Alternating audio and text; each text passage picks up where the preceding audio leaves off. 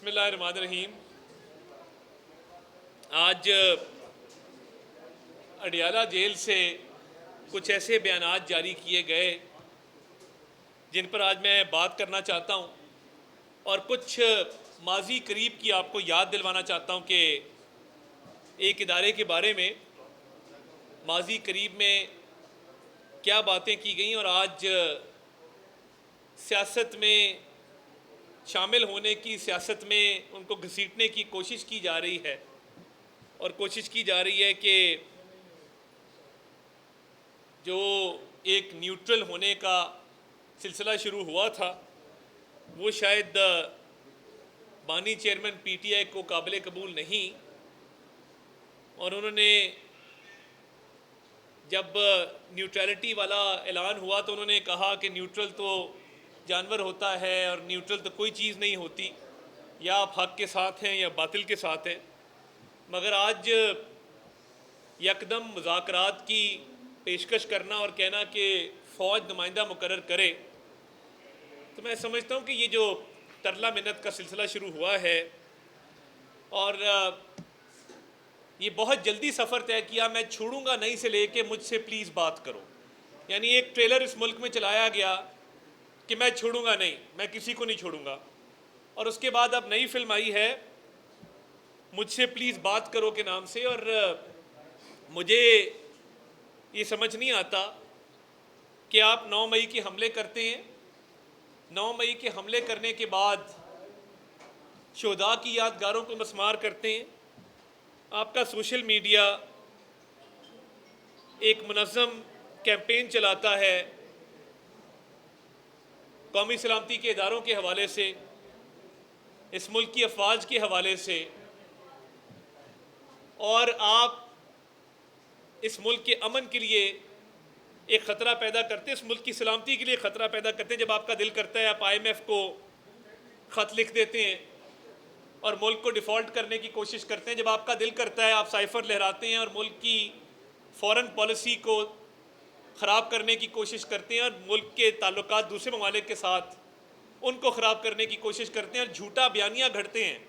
और आपकी पूरी दुनिया ने वो आवाज़ सुनी जब आपने ये कहा कि हमने इसके साथ खेलना है, इसके साथ खिलवाड़ करना है, साइफ़र के साथ इसको सियासी मकासद के लिए इस्तेमाल करना है।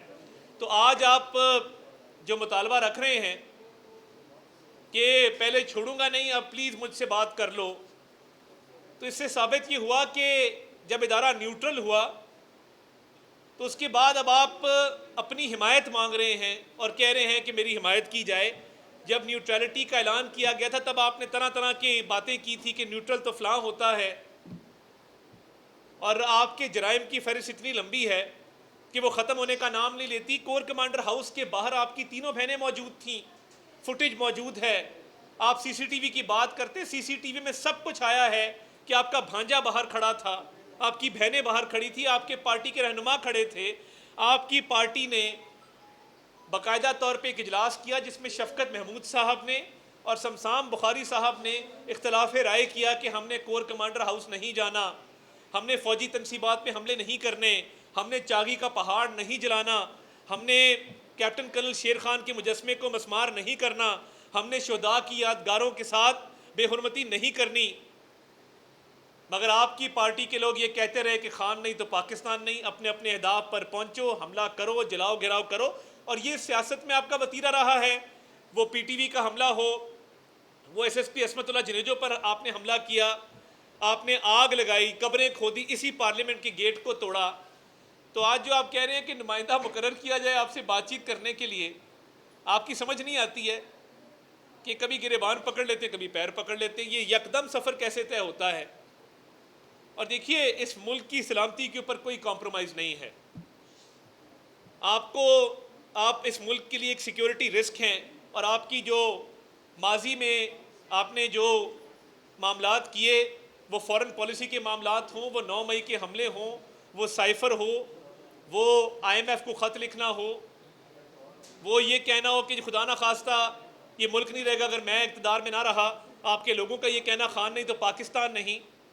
तो मैं ये समझता हूँ कि ये जो फ़ौज के इदारे को सियासत में मुलव्वस करना चाहते हैं, ये इनकी एक नई साजिश है, एक नई कहानी घड़ी गई है जेल के अंदर से कि एक दिन अपनी वेबसाइट्स पे फ़ौज के ख़िलाफ़ मुनज़्ज़म प्रोपेगेंडा करते हैं। और इसकी एक वजह यह भी है, ये जो आप कह रहे हैं कि नुमाइंदा मुकर्रर करें मेरे से बातचीत करने के लिए, इनको पता है कि इनका जो सोशल मीडिया सेल पकड़ा गया है उसके ताने बाने मुल्क दुश्मनों से मिलते हैं, और इन्होंने इस बात को प्रियम्प्ट करने की कोशिश की है कि रऊफ़ हसन और जो वहाँ पे तमाम लोग एक मुल्क दुश्मन एजेंडे के तहत एक सोशल मीडिया सेल चला रहे थे और मुल्क दुश्मन हुकूमतों से इनके राब्ते थे। तहकीकात होंगी, तमाम चीज़ें सामने आ जाएंगी।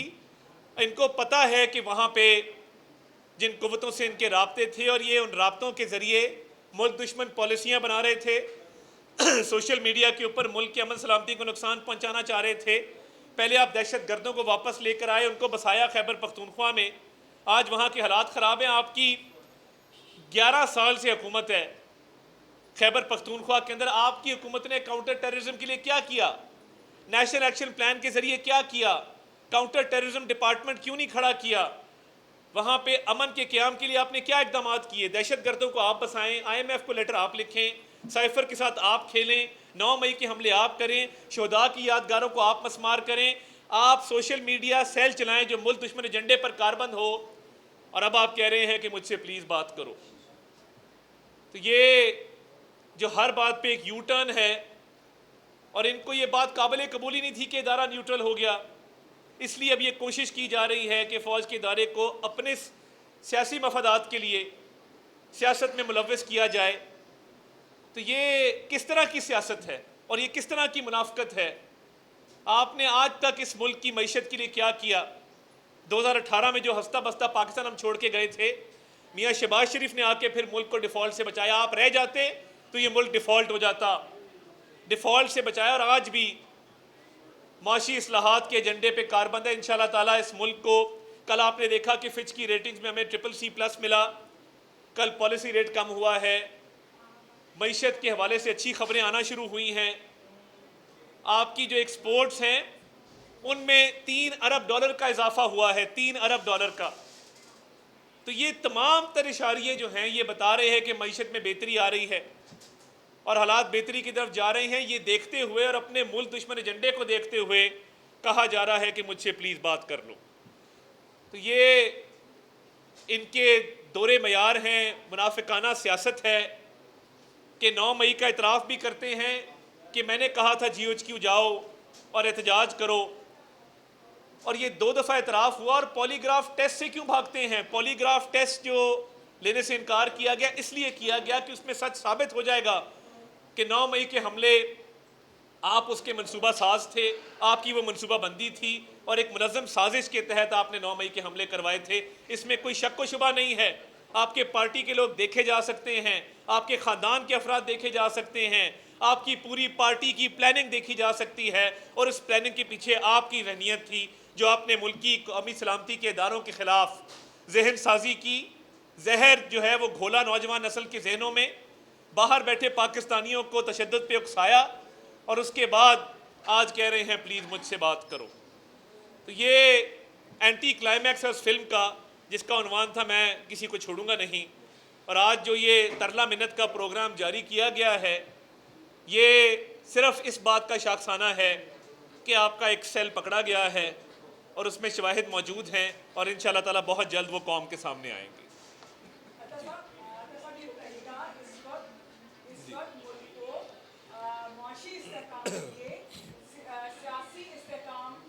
बहुत अच्छा सवाल है, बहुत अच्छा सवाल है, बहुत अच्छा सवाल है। जिस दिन से इमरान खान साहब बानी चेयरमैन PTI जेल गए हैं, स्टॉक मार्केट ऊपर चली गई है, क्योंकि उनके साथ नेगेटिव सेंटिमेंट एसोसिएटेड है। उन्होंने आके इन्वेस्टर्स को बंद किया, बिजनेसेस बंद किए, कारोबारी शख्सियात को जेलों के अंदर डाला, TV चैनल्स के मालिकान को जेलों के अंदर डाला। बिजनेस सेंटिमेंट जो है वो उभर के सामने आया है जब से ये जेल के अंदर हैं।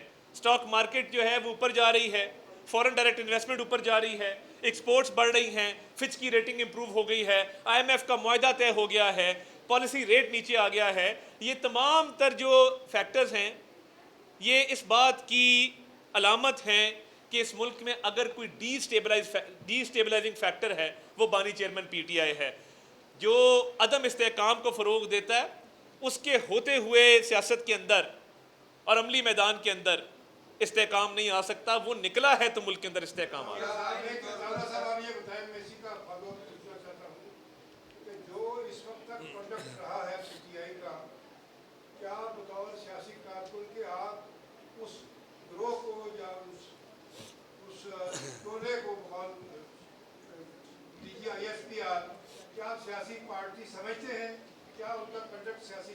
देखिए, एक दहशतगर्द जमात है और इनके आने से पहले सियासत में लोग एक दूसरे की खुशी गमी में शरीक होते थे।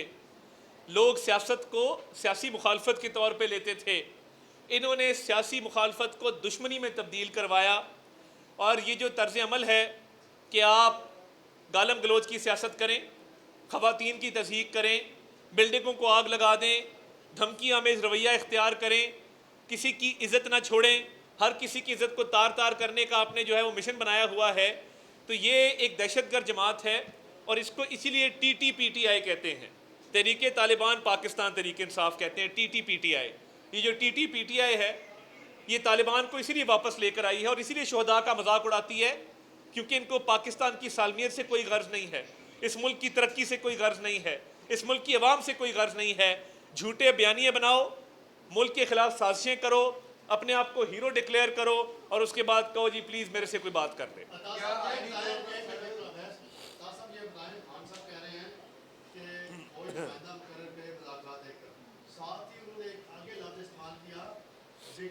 अगर कोई बिगड़ा हुआ बच्चा है तो वो खान साहब हैं, जो लूडो हारते हुए लूडो उल्टा देते हैं, जो कभी मुश्किल आए तो रोना शुरू कर देते हैं, जब उनकी जमात पे कोई मुश्किल आए तो वो इस तरह कहते हैं जिस तरह जुल्म के पहाड़ टूट गए।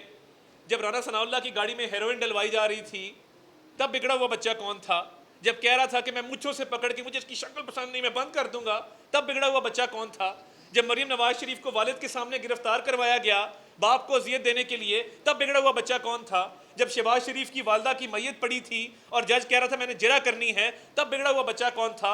जब मुंह पे हाथ फेर के कह रहा था मैं AC उतार दूंगा, तब बिगड़ा हुआ बच्चा कौन था? जब कहता था कि मैं घर का खाना नहीं जाने दूंगा, दवाइयां बंद कर दूंगा, तब बिगड़ा हुआ बच्चा कौन था? ये बात याद रखनी चाहिए कि एक बिगड़ा हुआ बच्चा है जो कहता था नहीं छोड़ूंगा, और वो कहते हैं ना कि वो जो कहता था कि कुछ नहीं होता, अब वो रोता है तो वो चुप नहीं होता। बहुत शुक्रिया जी।